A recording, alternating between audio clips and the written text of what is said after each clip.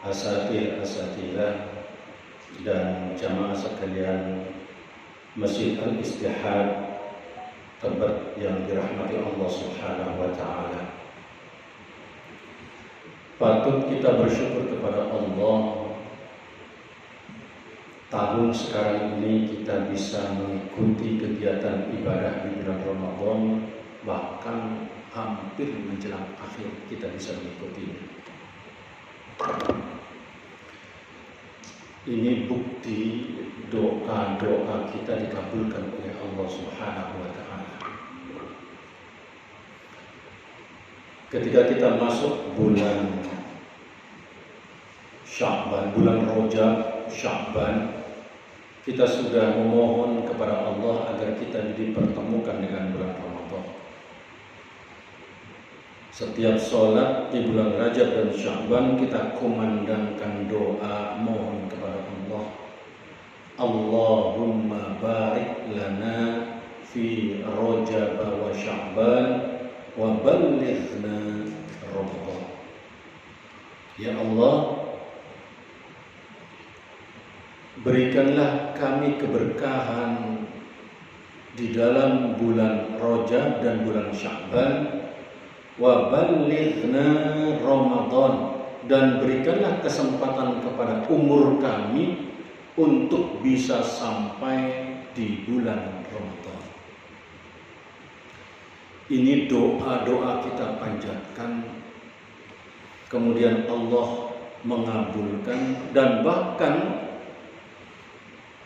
kita bisa menjalani dan melaksanakan ibadah di bulan Ramadan sampai hampir akhir, yang kira-kira sekarang hitungannya adalah hitungan jam, bukan hitungan hari lagi. Sekali lagi kita patut bersyukur, sebab banyak saudara-saudara kita yang tidak sempat bertemu dengan bulan Ramadan pada tahun sekarang ini. Apalagi 2 tahun terakhir kemarin ini kita dilanda musibah pandemi Covid. Banyak sekali saudara-saudara kita yang kemudian mendahului kita tidak bertemu dengan Ramadan. Kenapa? Karena Ramadan ini adalah bulan yang sangat mulia, yang kemuliaannya susah untuk dihitung. Sampai digambarkan oleh Rasulullah itu karena di dalamnya ada satu malam yang melebihi, yang kemuliaannya melebihi dari 1000 bulan. Kata 1000 dalam hadis Rasulullah itu bukan berarti di atas 999 atau di bawah 1001. Kata 1000 ini menggambarkan begitu banyaknya kebaikan, keberkahan di dalam bulan Ramadan. Orang-orang Arab itu kalau menggunakan banyak, kalimat banyak atau banyak nggak bisa dihitung, itu biasanya pertama menggunakan kata 1000, kata 27 atau 72. Itu menggambarkan bahwa jumlah ini bukan berarti jumlah seperti yang disebutkan, tapi menggambarkan karena begitu banyaknya kebaikan-kebaikan. Dan sekarang setelah kita melewati selama 28 hari, sekarang memasuki pada malam yang ke-29, yang jika memang tidak dilakukan istiqmal berarti ini adalah malam yang terakhir di bulan suci Ramadan. Para sahabat Rasulullah ketika Ramadan akan selesai, akan berakhir, para sahabat rata-rata menangis karena kesedihannya akan ditinggal oleh Ramadan. Kenapa? Karena begitu banyaknya tadi nilai-nilai kebaikan yang ada di dalam bulan Ramadan. Sampai mohon maaf digambarkan oleh hadis Rasulullah, kebaikan di dalam Ramadan itu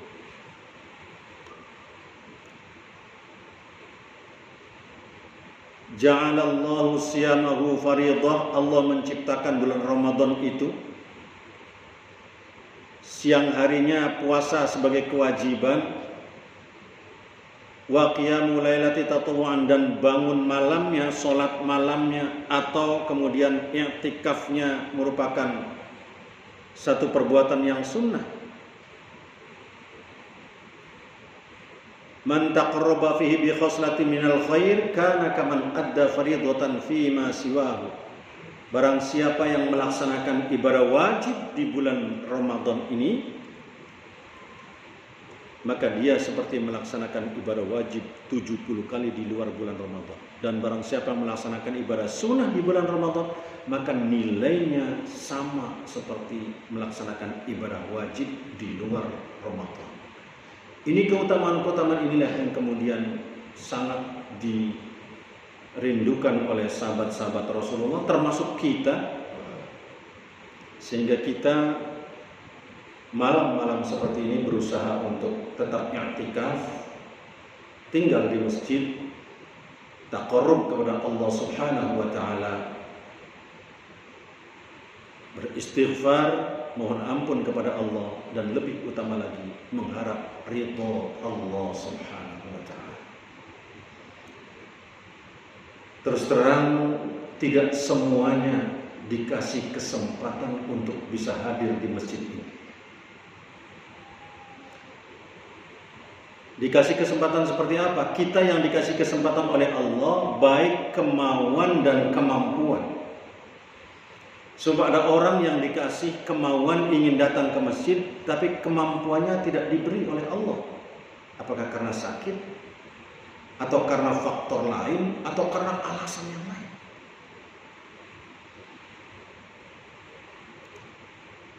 Tapi ada orang yang diberikan kemampuan, tapi kemauannya tidak ada. Mereka lebih suka tinggal di rumah, atau bahkan membaca sesuatu yang kurang berfaedah, dan kemudian lebih suka asik santai sendirian atau bahkan dengan gadget. Sekali lagi kita patut bersyukur. Ini semuanya adalah karena rahmat Allah. Tanpa rahmat Allah kita tidak bisa hadir di masjid ini. Tanpa rahmat Allah. Semuanya ini adalah karena rahmat Allah yang diberikan kepada kita, sehingga kita diberikan oleh Allah kemauan dan sekaligus kemampuan untuk bisa hadir di masjid dalam rangka i'tikaf qiyamul lail di 10 hari terakhir bulan Ramadan. Ini yang dianjurkan oleh Rasulullah Muhammad SAW. Nah, terkait dengan akhir bulan Ramadan ini, jamaah sekalian, saya ingin mengajak kepada seluruh jamaah, sejauh mana keberhasilan kita mendapatkan atau meraih berbagai kebaikan selama di bulan Ramadan ini. Saya ingin berikan tamthil yang digambarkan oleh beberapa para penulis.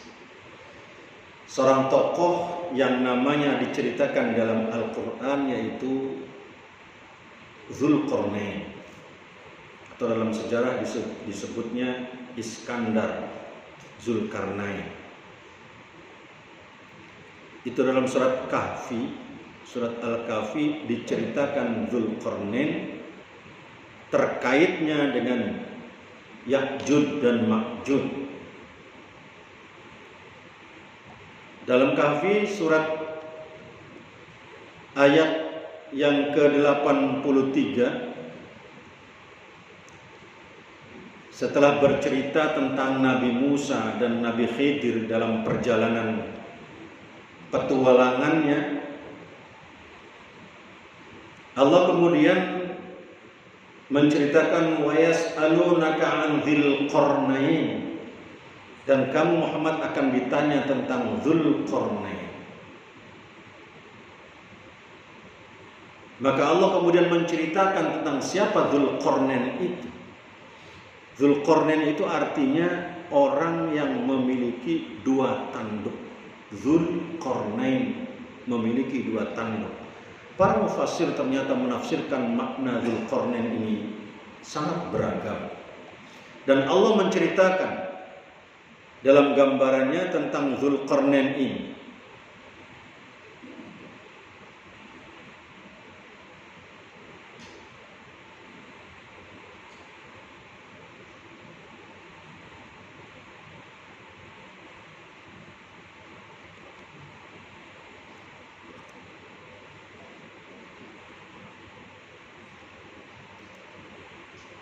Oleh Allah digambarkan, inna makkanna lahu fil ardi wa atainahu min kulli syai'in sababa. Sungguh kami telah memberi kedudukan kepadanya di bumi, kepada Dzulqarnain itu, dan kami telah membolehkan, memberikan jalan kepadanya untuk mencapai segala sesuatu. Min kulli syai'in sababa fa atba'a sababa. Maka kemudian Dzulqarnain itu menempuh satu jalan. Hatta idza balagha maghrib asy-syamsi wajadaha taghrubu fi 'ainin hami'atin wa wajada 'indaha qauma.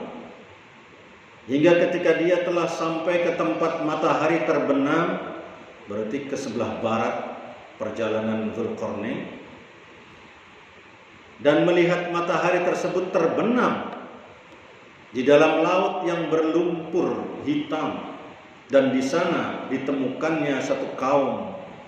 Kaum itu dalam riwayat tidak beragama. Wahai Dzulqarnain, kemudian Allah mengatakan kepada Dzulqarnain, kata Allah, wahai Dzulqarnain, engkau boleh menghukum atau berbuat kebaikan, mengajak beriman kepada mereka. Nah, ini tidak beragama. Maka Dzulqarnain mengatakan kepada penduduk yang belum beragama tadi, barang siapa berbuat zalim, kata Dzulqarnain, qala amma man zalama fasawfa nu'adzibuhu thumma yuraddu ila rabbih fayu'adzibuhu 'adzaban nukra. Barang siapa berbuat zalim, kata Dzulqarnain, kami akan menghukumnya, lalu dia akan dikembalikan kepada Tuhannya, kemudian Tuhan akan mengazabnya dengan azab yang sangat pedih. Kisah Dzulqarnain ini menggambarkan perjalanan hamba Allah yang hidup ribuan tahun sebelum Masehi. Wa amma man amana wa amila salihan falahu jazaa'ul husna wa sanaqulu lahu min amrina yusra. Adapun orang-orang yang beriman dan mengerjakan kebaikan, maka dia mendapat pahala yang terbaik sebagai balasan, dan akan kami sampaikan kepadanya perintah kami yang mudah-mudah. Fa atba'a sababa. Ini Dzulqarnain, seorang raja yang hidup pada zaman Nabiullah Ibrahim alaihissalam. Kisah ini cukup panjang yang menggambarkan bahwa Dzulqarnain perjalanannya dari barat ke timur, dan kemudian menempuh mengelilingi dunia, kemudian menemukan berbagai peristiwa dan menolong orang-orang yang memang perlu ditolong. Bahkan kemudian ketika sampai di satu bukit, di antara dua bukit itu dia bertemu dengan sekelompok manusia yang disebut dengan Ya'juj dan Ma'juj. Masyarakat di sekitarnya meminta bantuan kepada Dzulqarnain agar diberi batas antara mereka dengan Ya'juj dan Ma'juj. Maka Dzulqarnain ini menolong orang dengan membawa pagar besi supaya tidak tercampur antara masyarakat setempat dengan Ya'juj dan Ma'juj.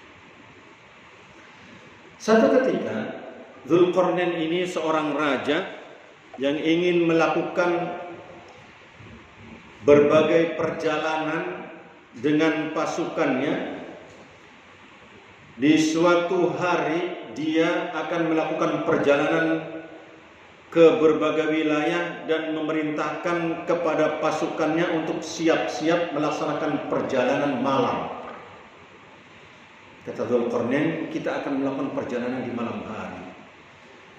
Dan kita sekaligus akan melewati satu sungai di perjalanan malam itu. Saya pesankan, kata Dzulqarnain, siapapun di antara kita akan melewati sungai itu, dan ketika ada di dalam sungai, ketika kita ada di dalam sungai, siapapun di antara kita yang menginjak sesuatu benda yang ada di dalam sungai itu, ambillah benda itu.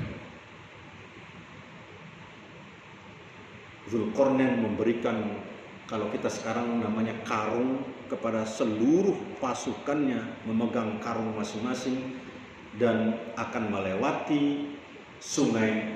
Kemudian diharapkan oleh Dzulqarnain mengambil setiap barang yang diinjak oleh orang yang melewati sungai tadi. Malam itu turunlah Dzulqarnain dengan pasukannya, dan ternyata pasukan Dzulqarnain terbelah menjadi 3 ketika menanggapi perintah Dzulqarnain ini. Yang satu melaksanakan perintah dengan serius dan dilaksanakan 100% sesuai dengan perintah Dzulqarnain. Dia mengambil setiap barang yang diinjaknya, dimasukkan ke dalam karungnya, dipanggul, dibawa sampai pagi dan bahkan sampai siang tidak dibuka, menunggu perintah dari Dzulqarnain. Dalam riwayat, orang ini penuh dengan kepayahan membawa benda-benda dari sungai itu. Ternyata kelompok yang kedua mengambil benda yang diinjak oleh kakinya itu sekedarnya saja. Diambil sekedarnya, kemudian dipanggul. Dalam konteks yang masih ringan, dia masih kuat untuk memanggulnya. Kemudian ada kelompok yang ketiga yang sama sekali tidak mau mengambil benda-benda, dengan alasan ngapain kita ngambil batu-batu yang dari sungai ini, menjadi beban dalam perjalanan hidup kita. Perjalanan kita masih jauh dan masih panjang. Kita nggak perlu lagi dibebani oleh beban-beban yang tidak ada nilai manfaatnya. Maka saya tidak mau mengambil benda itu. Kelompok yang ketiga tidak mau mengambil benda itu. Teruslah perjalanan itu sampai bertemu pagi. Dan ketika pagi diapelkan oleh Dzulqarnain, pasukan itu dibariskan. Setelah baris, Dzulqarnain meminta seluruh pasukan membuka karungnya masing-masing dan kemudian melihat isinya. Ternyata yang diambil dari sungai tadi adalah semuanya adalah berlian dan emas, perhiasan yang sangat indah sekali. Yang mengambil banyak dengan membawa susah payah sampai ke tempat diapelkannya seluruh pasukan oleh Dzulqarnain. Mereka kemudian merasa gembira dan senang karena mendapatkan berlian yang sangat banyak. Yang mengambilnya sederhana, sekedarnya saja. Dia ada bahagia tapi juga ada penyesalannya. Dengan alasan, kenapa saya tidak banyak mengambilnya? Dan lebih jauh lagi, yang sama sekali tidak mengambil, penyesalannya sangat dalam karena tidak mendapatkan apa-apa.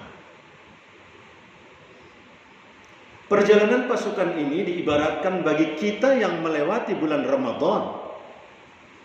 Sekarang kita ada di penghujung bulan Ramadan, sebentar lagi kita akan ditinggalkan oleh Ramadan. Maka kemudian kita bertanya, sudah dapat apa selama 28 hari kita melaksanakan ibadah puasa di bulan Ramadan sekarang? Apa yang sudah kita raih? Jangan sampai kita seperti yang digambarkan oleh Rasulullah, rubba sha'imin laisa lahul al-jaza illa al-ju' wal 'atsh. Betapa banyak orang-orang yang melaksanakan ibadah puasa di bulan Ramadan, dia tidak mendapatkan apa-apa kecuali hanya mendapatkan rasa lapar dan dahaga.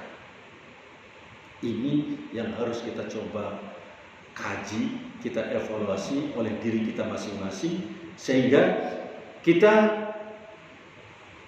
tahu sejauh mana Ramadan mendidik kita, sejauh mana Ramadan membina kita, sehingga kita terbentuk sebagai manusia-manusia sesuai dengan target Ramadan, yaitu menjadi manusia yang bertakwa kepada Allah Subhanahu wa Ta'ala.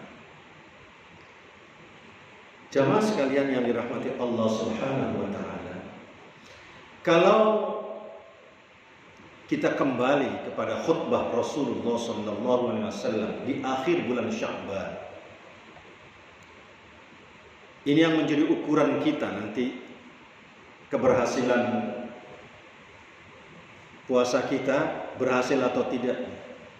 Rasul ketika masuk bulan Ramadan, sebelum masuk bulan Ramadan, di akhir bulan Sya'ban, dalam hadis Salman itu dikatakan, ayyuhan nas, kata Rasulullah, wahai umat manusia, qad adallukum syahrun azim, syahrun mubarak, syahrun awwaluhu syahrun fihi lailatul khairun min alfi syahr, ja'alallahu siyamahu faridah wa qiyama lailihi tatawwu'an, man taqarraba fihi bi khoslatin minal khair kana kaman adda faridatan fima siwa, wa man adda fihi faridatan kana kaman adda sab'ina faridatan fima siwa, wa huwa syahrus sabr. Kata Rasulullah, bulan itu bulan sabar. Was-sabru thawabuhu al-jannah, dan sabar pahalanya adalah surga. Wa syahrul muwasa, dan bulan solidaritas, bulan persaudaraan. Wa syahru yaddad wa syahrun yazdadu fihi rizqul mu'min, dan bulan di dalamnya ditambahkan rizkinya orang-orang beriman. Man fatara fihi sha'iman kana maghfiratan lidzunubi wa 'itqa raqabatihi minan nar wa kana lahu mithlu ajrihi min ghairi ayyam taqisa min ajri syai'in min ajrihi syai'. Rasulullah bercerita bahwa bulan Ramadan ini qad adallukum, kata Allah, telah menaungi kalian wahai umat manusia, bulan yang agung, bulan yang penuh dengan keberkahan, bulan yang di dalamnya ada satu malam yang melebihi dari 1000 bulan. Dijadikan puasanya menjadi wajib dan qiyamul lailanya sunnah. Siapa yang melaksanakan sunnah di bulan Ramadan, maka bagaikan melaksanakan wajib di bulan lain. Dan barang siapa yang melaksanakan ibadah wajib di bulan Ramadan, maka seperti melaksanakan 70 kali melaksanakan ibadah wajib di luar Ramadan. Ramadan wa huwa syahrus sabar, bulan sabar. Wa syahrul muasa, dan bulan saudara persaudaraan. Barang siapa yang memberi makan bagi orang yang berpuasa di bulan Ramadan, maka sesungguhnya dia akan diampuni dosanya oleh Allah Subhanahu wa Ta'ala dan mendapatkan pahala seperti pahala orang yang melaksanakan ibadah puasa tanpa mengurangi sedikit pun pahala orang yang berpuasa tadi. Para sahabat, ada yang kemudian bertanya, qalu laisa kulluna najidu ma yufattirus shaim. Ya Rasulullah, kami tidak mampu dan tidak mempunyai untuk memberi makan orang lain, memberi makan orang-orang yang berpuasa. Maka Rasul menjawab, yu'tillahu hadza thawab, Allah akan memberikan pahala seperti ini juga. Man fatara sha'iman ala tamratin, barang siapa yang memberi makan kepada orang berpuasa meskipun hanya dengan satu kurma. ketika dia tidak punya apa-apa, maka kata Rasulullah, satu kurma pun dia akan mendapatkan pahala, diampuni dosanya dan mendapatkan pahala seperti orang yang berpuasa tadi. Au syarbati ma'in, atau seteguk air. Kalau kita hanya punya seteguk air, maka akan mendapatkan nilai yang sama. Au madqatil labanin, atau bahkan hanya seteguk susu. Hadirin rahimakumullah.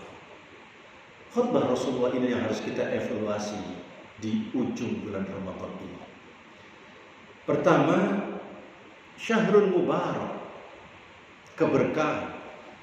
Apa keberkahan itu? Keberkahan itu bermakna kenikmatan, kebahagiaan, dan kemudian penambahan kebaikan-kebaikan. Profesor Quraisyihab mengartikan keberkahan itu adalah suatu kebaikan yang bertambah, bermanfaat, yang suci, kekal, dan akan mendapatkan kebahagiaan. Memang susah didefinisikan keberkahan ini, sehingga bermacam-macam orang menafsirkan keberkahan. Ketika kita mendapatkan sesuatu rezeki yang di luar dugaan di bulan Ramadan, kita akan mengatakan berkahnya Ramadan. Kita akan mendapatkan kesehatan, kemudian kita mengatakan berkahnya Ramadan, karena kebaikan-kebaikan dalam bulan Ramadan itu. Pertanyaannya, kalau Ramadan ini memberikan keberkahan dan memberikan kebaikan, ketenangan, atau bahkan menambah kesejahteraan bagi orang lain, sekarang kita patut bertanya, sudahkah kita yang dididik oleh Ramadan ini menjadi datangnya keberkahan bagi orang lain? So, mohon maaf, banyak orang yang begitu datang ke satu kelompok masyarakat, kemudian kelompok masyarakat itu mengeluh, waduh, dia yang datang. Ketika keluhan ini muncul dari masyarakat, itu menggambarkan kalau orang yang datang tadi pasti tidak akan memberikan keberkahan, tapi justru dia akan memberikan madharat bagi lingkungan. Maka Ramadan telah membentuk kita, membina kita bagaimana melahirkan keberkahan. Setiap kita datang dimanapun, justru kita akan disambut oleh orang lain, karena kita akan memberikan kebaikan bagi lingkungan kita. Itu yang patut kita renungkan. Sudahkah kita seperti itu? Jangan sampai kita hadir di satu tempat, kemudian kita menjadi keluhan bagi masyarakatnya. Hadirlah di tempat, dan kehadiran kita merupakan keberkahan bagi orang lain. Ini yang mungkin perlu kita evaluasi diri kita, sehingga kita kemanapun berangkat, kemanapun pergi, akan menjadi keberkahan bagi lingkungan kita. Berikutnya Rasul mengatakan syahrus sabar, bulan sabar. Sekarang selama 28 hari membina kita, membina kesabaran kita. Apakah kesabaran kita sudah tumbuh? Apakah kesabaran kita sudah betul-betul melekat pada diri kita, dan kita mampu untuk mewujudkan kesabaran dalam menghadapi setiap permasalahan? Masya Allah, bulan Ramadan saja masih ada demo. Di mana tingkat kesabaran kita? Di mana tingkat pembinaan Ramadan kita yang membina jiwa kita untuk al-imsak, mencegah segala sesuatu dari hal-hal yang tidak baik? Digambarkan oleh Rasulullah, sabar itu ada pada 3 hal. Pertama, sabar dalam menghadapi musibah. Rasul menilai orang yang menghadapi musibah dalam kesabaran ini, dia akan mendapatkan derajat 300 derajat di hadapan Allah Subhanahu wa taala. Dan yang kedua, sabar dalam melaksanakan taat. Kita ini ketika taat di tempat ini, kita melaksanakan taat kepada Allah, melaksanakan sholat, zakat, puasa, dan ibadah-ibadah yang lainnya, kita dituntut kesabaran saat kita melaksanakan ibadah itu. Jangan jauh-jauh saat kita baca Al-Quran. Kadang-kadang ada dorongan ingin cepat-cepat membaca Al-Quran, sehingga kita tidak lagi mengikuti aturan-aturan bacaan Al-Quran, dari tajwidnya, makharijul hurufnya, tidak kita perhatikan, bahkan kita abaikan. Karena saat kita beribadah di situ tidak ada kesabaran pada diri kita. Allah mengingatkan kita, kata Allah, ya ayyuhalladzina amanu sta'inu bis-sabri was-shalah. Wahai orang-orang yang beriman, hendaklah kalian meminta pertolongan kepada Allah itu dengan sabar dan dengan sholat. Kenapa Allah mendahulukan sabar dulu, baru sholat? Karena di dalam sholat juga dibutuhkan kesabaran. Banyak orang yang gak sabar dalam sholat. Bacaannya dipercepat, gerakannya bahkan dipercepat, atau bahkan kemudian menghilangkan tumakninah yang menjadi salah satu rukun sholat, karena dia tidak sabar dalam melaksanakan ibadah. Maka taat, sabar dalam melaksanakan taat, Rasul memberikan gambaran orang ini akan mendapatkan 600 derajat di hadapan Allah Subhanahu wa taala. Dan yang ketiga, Rasul menggambarkan meninggalkan maksiat. Sabar dalam meninggalkan maksiat. Bagaimana sabar meninggalkan maksiat itu? Kita mampu mencegah diri kita tidak tergoda atas segala kemaksiatan, dan kita tidak kemudian melakukan pemberontakan dalam diri kita terhadap maksiat-maksiat itu. Tapi kita mengendalikan diri kita untuk tidak melakukan maksiat. Orang yang sabar dalam meninggalkan maksiat ini, kata Rasulullah, dia mendapatkan derajat justru 900 derajat di hadapan Allah Subhanahu wa taala. Derajat yang paling tinggi, sabar dalam meninggalkan maksiat. Sementara di pihak lain digambarkan sabar juga ada pada 3 hal. Sabar sebelum beribadah, sabar saat beribadah, dan sabar pasca ibadah. Ini yang mungkin perlu kita renungkan bersama. Makna syahrus sabar, bulan sabar yang digambarkan oleh Rasulullah, bagaimana kita menerapkan kesabaran itu pada 3 hal. Pra-amal, saat beramal, yang kemudian pasca beramal, setelah kita melakukan amal. Pra-amal, bagaimana kita sabar sebelum kita beramal. Ini mohon maaf, banyak orang yang tidak sabar juga dalam beramal.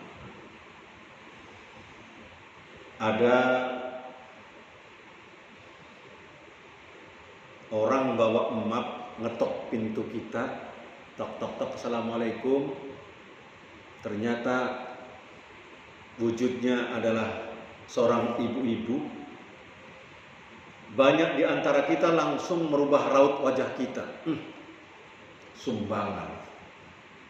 Atau pikiran persepsi-persepsi lain terhadap ibu itu. Di sana dibutuhkan kesabaran, pengendalian diri kita, jangan melakukan persepsi kepada siapapun yang datang itu. Kalaupun dia adalah memang orang yang sedang meminta bantuan kepada kita, tahan, kendalikan diri kita bahwa memang kita layak untuk membantu dia. Kita bersyukur kepada Allah didatangi oleh orang yang meminta-minta, ketimbang kita ingin bersedekah mencari orang yang akan diberikan sedekah. Maka kemampuan kita untuk bersyukur atas kehadiran orang tadi itu nilai yang sangat tinggi sekali.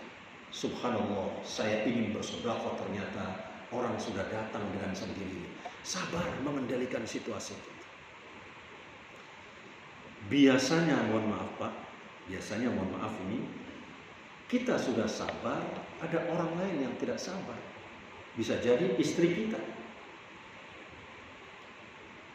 Begitu kita masuk, ngambil dompet, kemudian mencabut uang dari dompet, istri kita bertanya, berapa Pak yang mau diberi? 10.000. Istri kemudian ada yang mengatakan, jangan terlalu besar, masih sehat kok dikasih besar-besar banget. Di situ kita dibutuhkan kesabaran. Bahkan kadang bertengkar kita dengan istri ketika mau sedekah. Kejadian ini sesungguhnya bukan hanya menimpa kita, umat-umat dahulu pun pernah diceritakan oleh para mufassir. Seorang mufassir ketika bercerita atau menjelaskan tentang bagaimana kita berlindung dari godaan syaitan yang terkutuk, dia sedang menjelaskan tentang a'udzu billahi minasyaitonir rajim. Aku berlindung dari godaan syaitan yang terkutuk. Mufassir ini menjelaskan, dicontohkan ketika kita mau bersedekah dari dalam rumah, di luar rumah itu ada orang yang minta-minta, dari dalam rumah kita menggendong gandum. Satu karung digendong oleh kita, mau diberikan kepada orang yang minta-minta di depan rumah itu. Ketika sudah mendekati pintu gerbang rumah tadi, dari belakang istri kita narik. Pak, banyak banget yang mau diberikan. Ternyata istri tidak sabar dengan kondisi ini, ditarik karung itu. Akhirnya karung itu bukannya diberikan kepada peminta-minta, gandum tadi menjadi tumpah di depan rumah itu. Dalam kondisi itu kita dituntut kesabaran, sabar saat kita mau beramal.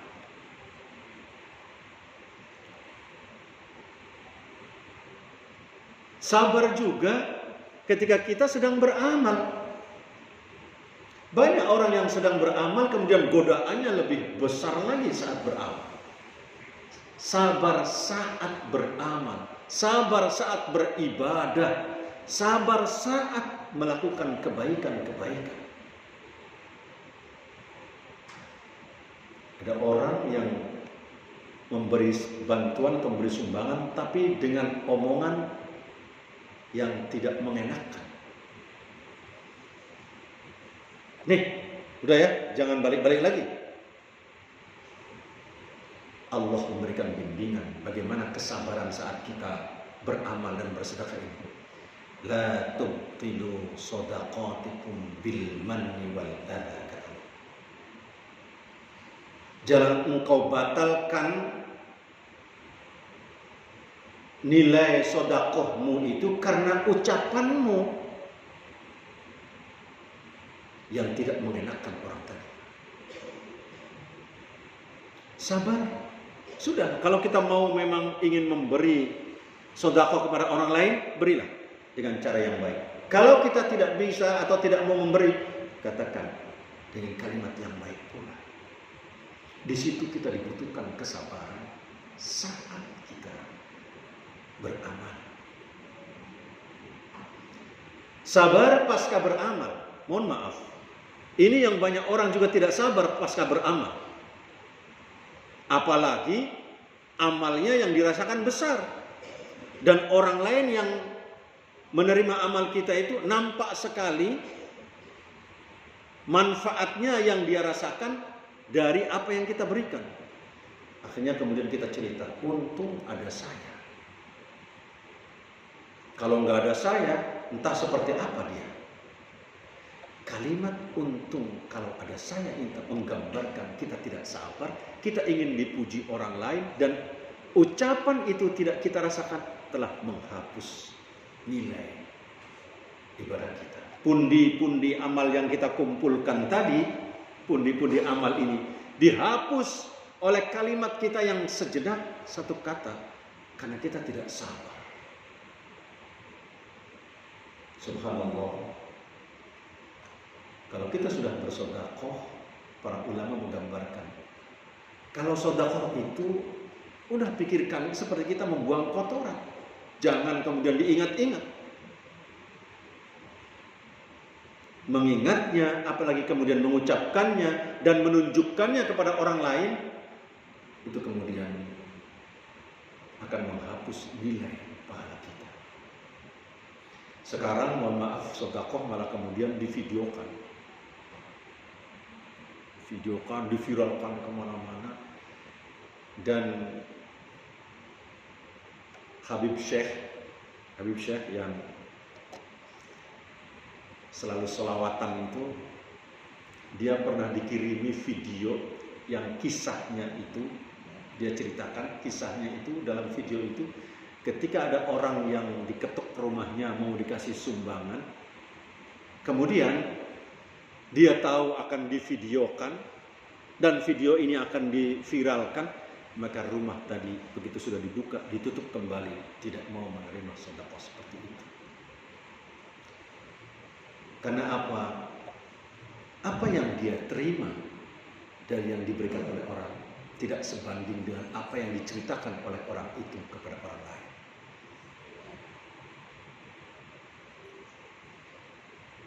Al-mahrum, bukan al-marhum. Al-mahrum itu orang yang menjaga dirinya dari meminta-minta. As-sa'il adalah orang yang meminta-minta. Al-mahrum, orang yang menjaga dirinya dari meminta-minta. Dia tetap menjaga harga dirinya, tidak mau meminta-minta, apalagi kemudian orang memberi diviralkan. Orang ini yang patut dibantu.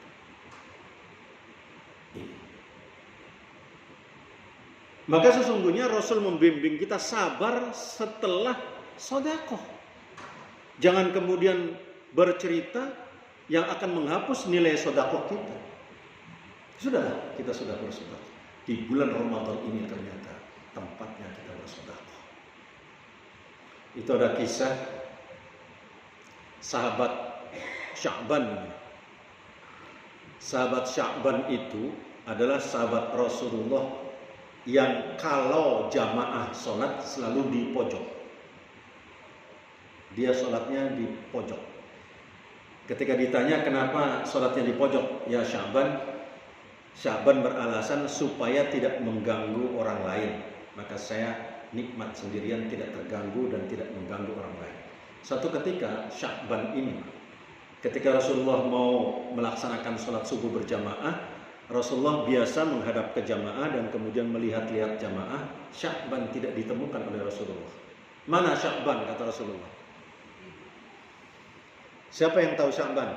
Enggak ada Rasulullah. Udah kalau begitu, kata Rasulullah, tunggu dulu sholatnya. Rasul menunggu Sya'ban, sahabat yang satu ini, sahabat ini tidak terkenal Pak, dalam sejarah. Tapi Rasulullah, sahabat ini ada di hati Rasulullah. Tunggu. Sya'ban barangkali masih di perjalanan, kata Rasul. Ternyata setelah sekian menit ditunggu Sya'ban tidak datang-datang, melanjutkan sholatnya, sholat subuh. Karena takut kesiangan. Setelah sholat subuh selesai, Rasulullah kembali bertanya, Sya'ban datang enggak? Enggak ada ya Rasul, kata sahabat-sahabat di belakang. Kalau begitu, siapa yang tahu rumahnya Sya'ban? Ada sahabat yang tahu, angkat tangan saya Rasulullah. Antar saya ke rumahnya. Rasulullah pagi itu setelah sholat subuh menuju rumahnya Sya'ban. Sampai di rumah Sya'ban itu sudah masuk waktu duha. Perjalanan sekitar 2 atau sampai 3 jam dari masjid ke rumahnya Sya'ban.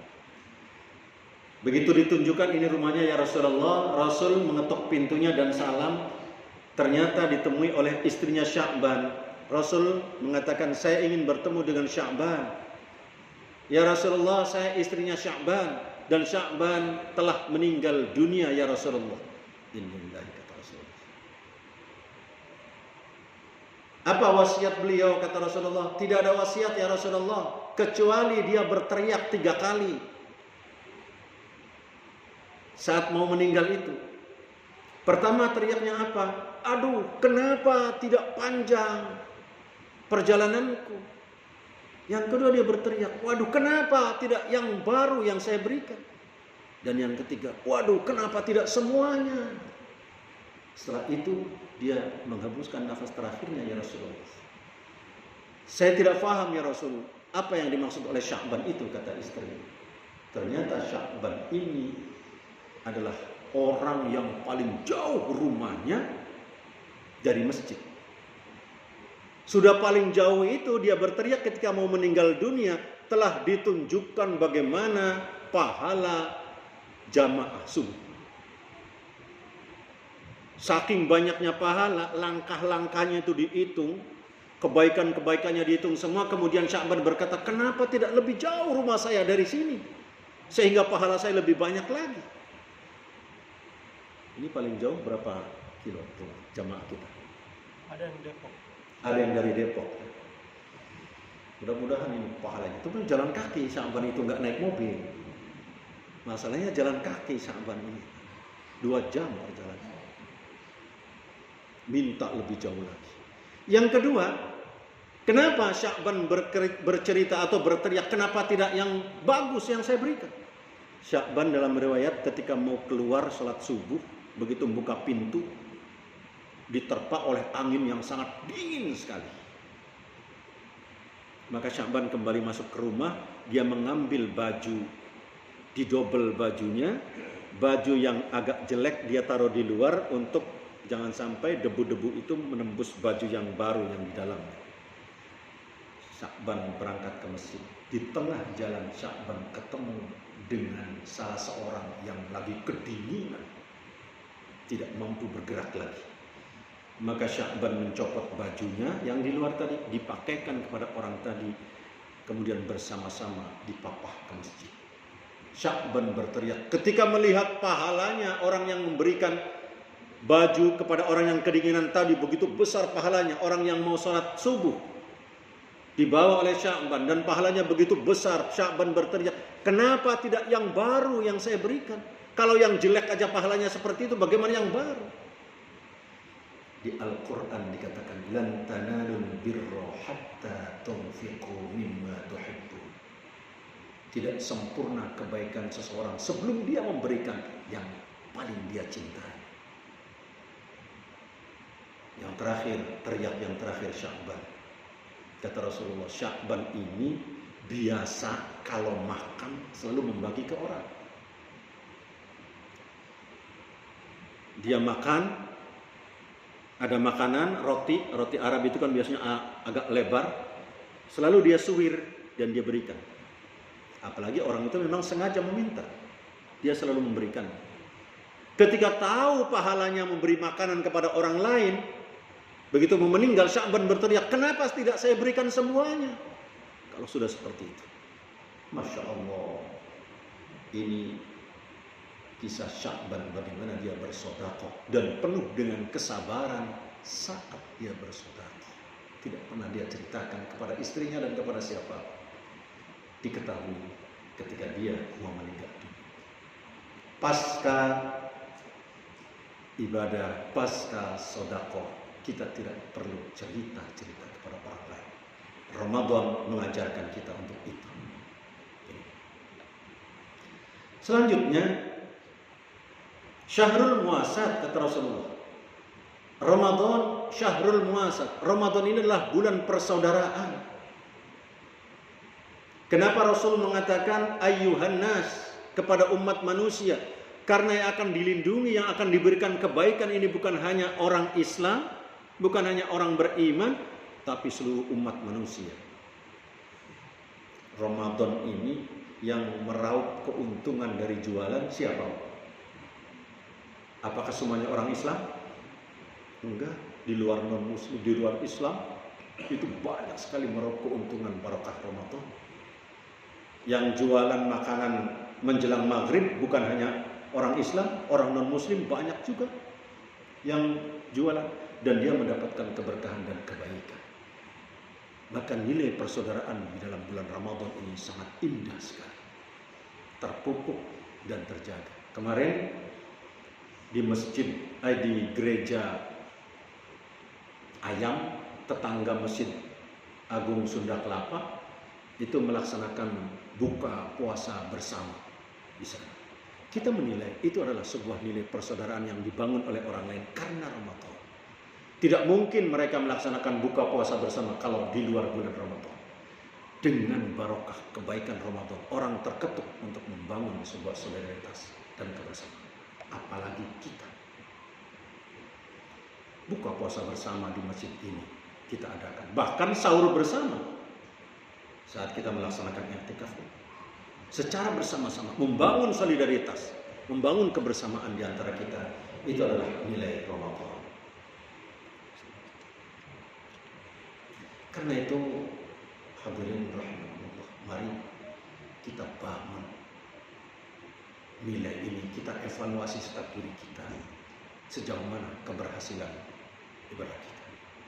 Apakah kita sudah bersedekah dengan penuh keikhlasan, sudah mampu mewujudkan kesabaran pada diri kita, dan kemudian kita menjadi keberkahan bagi orang lain setiap kita hadir dimanapun, sehingga Ramadan betul-betul akan menempa kita dan akan membina kita.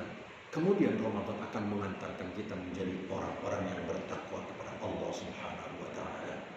Semoga Ramadan ini betul-betul akan mengantarkan kita menjadi orang-orang yang bertakwa kepada Allah Subhanahu wa Ta'ala, sehingga kelak nanti pada tanggal 1 Syawal, sekitar 2 hari lagi, kita betul-betul akan beridul fitri, kembali menjadi suci kayaumin waladathu seperti orang yang baru dilahirkan dari rahim ibu kita masing-masing. Semoga ibadah kita di bulan Ramadan, puasa kita, tarawih kita, i'tikaf kita, tadarrus kita, dan qiraah Al-Quran kita, bacaan Al-Quran kita, semuanya, baik sedekah juga kita, sedekah kita, semuanya diterima oleh Allah Subhanahu wa Ta'ala dan akan menjadi bekal kita di akhirat kelak nanti. Terima kasih dan mohon maaf atas segala kekurangan. Wallahul muwaffiq ila aqwamit thoriq. Wassalamualaikum warahmatullahi wabarakatuh. Assalamualaikum warahmatullahi wabarakatuh. Kemudian jamaah sekalian,